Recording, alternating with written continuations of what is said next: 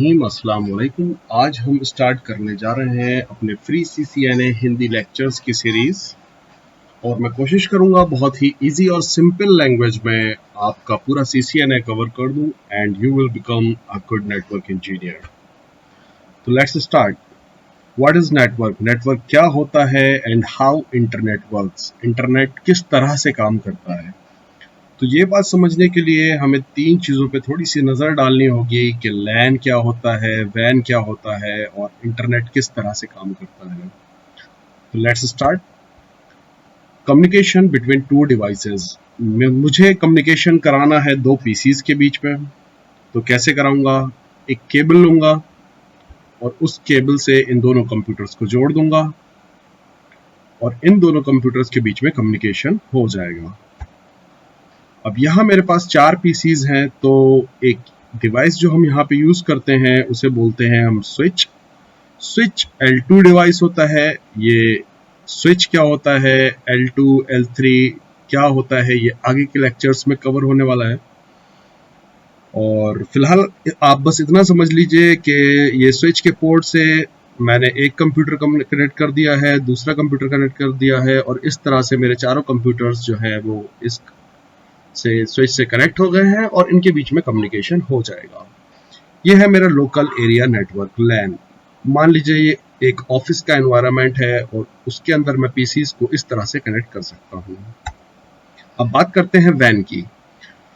तो वैन में क्या होता है, ये एक लोकेशन है, मान लीजिए नोएडा, और ये पास की ही कोई लोकेशन मान लेते हैं दिल्ली। तो एक ही कंपनी के मान लीजिए दो ऑफिसेज हैं जो इस तरह से हैं। तो अब क्या होता है कि इन दोनों ऑफिसेज के बीच में मुझे कम्युनिकेशन करवाना है, तो क्या करेंगे, एक केबल के थ्रू इन दोनों नेटवर्क्स को जोड़ दिया जाएगा। तो इस तरह से थोड़ा वैन काम करता है। अब दो लैन के बीच में कम्युनिकेशन किस तरह से होता है उसको थोड़ा सा देख लेते हैं। एक लैन ये है मेरे लेफ्ट साइड पे, एक ये राइट साइड पे, और दो डिफरेंट नेटवर्क्स हैं ये। और दो डिफरेंट नेटवर्क्स को कम्युनिकेट कराने के लिए जो डिवाइस यूज होता है वो होता है router, that is L3 device. तो यहाँ पे एक बहुत इंपॉर्टेंट क्वेश्चन भी आता है कि अगर आपको दो नेटवर्क्स के बीच में कम्युनिकेशन करवाना है तो कैसे कराएंगे? The answer is L3 device, router. तो इस तरह से कम्युनिकेशन हो जाएगा। तो सारा का सारा इस तरह से वायर से कनेक्टेड होता है। और ये देख रहे हैं आप केबल जो इंटरनेट पे जा रही है, तो इंटरनेट समझ लेते हैं क्या होता है। अब इस तरह से देखिए कि एक नेटवर्क ये है, एक नेटवर्क ये है, एक नेटवर्क ये है। इस तरह से सारे नेटवर्क आपस में इंटरकनेक्ट होते चले जा रहे हैं। नेटवर्क एंड नेटवर्क, कहीं पे गूगल के सर्वर्स आ जाएंगे, कहीं पे फेसबुक के सर्वर्स आ जाएंगे, अदर वेबसाइट्स एंड URLs। तो इस तरह से सब मिला के बना लेता है इंटरनेट। तो अब आप सोच रहे होंगे कि इंडिया से अमेरिका जा रहे हैं, बीच में ओशियंस पड़ रहे हैं, तो वहाँ पे क्या होता होगा? क्या वहाँ पे इसी तरह से केबल्स जाते होंगे? तो जी हाँ, वहाँ पे केबल्स जाते हैं। वहाँ पे जो केबल्स ले जाते हैं वो हमारी टायर 1 कंपनीज कहलाती हैं, जो बैकबोन होती है इंटरनेट की। बड़े बड़े केबल्स समुद्र में से जा रहे होते हैं। ये देखिए इस तरह से ये टायर 1 कंपनीज का काम होता है।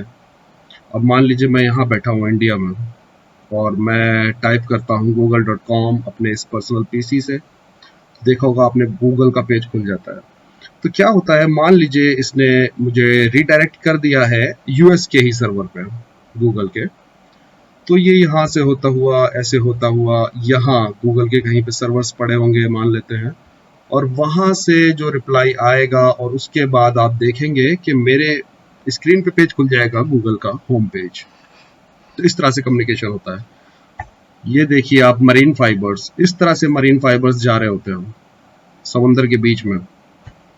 तो एक कॉन्सेप्ट और यहाँ पे समझ लेते हैं थोड़ा सा कि टायर 1 कंपनीज कौन सी होती हैं। वो ये कंपनीज हैं जो आप देख पा रहे हैं जिनके ये केबल्स जा रहे हैं। टायर 2 कंपनीज जैसे इंडिया के बीच में बड़ा सा नेटवर्क फैला हुआ होगा, वो टायर 2 कंपनीज हो गई। और छोटे छोटे शहरों में जो अपना नेटवर्क प्रोवाइडर्स होते हैं जिनसे हम वाईफाई कनेक्शन लेते हैं सिंपली, वो टायर 3 कंपनीज होती हैं। तो इस तरह से सारे नेटवर्क मिल के कहीं पे गूगल के सर्वर्स होंगे, कहीं पे फेसबुक के सर्वर्स होंगे, कहीं कोई और सी वेबसाइट होस्ट हो रही होगी, कहीं किसी का लैन है, मतलब लोकल एरिया नेटवर्क, ऐसे बहुत सारे लोकल एरिया नेटवर्क होंगे, पब्लिकली कनेक्ट होते चले जाते हैं और इस तरह से इंटरनेट बन जाता है। Thank you. तो आज के लिए इतना ही, जिसमें हमने बेसिक सा आइडिया हो गया कि इंटरनेट किस तरह से काम करता है और नेटवर्क क्या होते हैं, और बाकी लेक्चर्स के लिए आप प्लीज़ लाइक एंड सब्सक्राइब।